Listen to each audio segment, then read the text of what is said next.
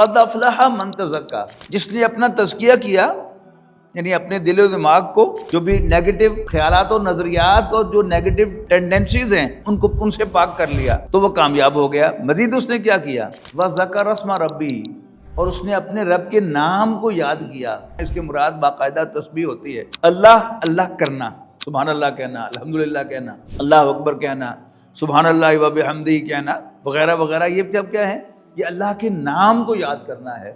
فَصَلَّى، پھر اس نے نماز پڑھی۔ یعنی نماز بھی کامیابی کے جو بنیادی لوازمات ہیں ان میں سے ایک ہے۔ اس کے بعد ایک بڑی اہم بات کہی، بل تؤثرون الحیات الدنیا، لیکن تم دنیاوی زندگی کو پریفرنس دیتے ہو، ترجیح دیتے ہو، اور یہ ترجیح جو ہے یہ ہر قدم قدم پر آتی ہے ہماری زندگی میں۔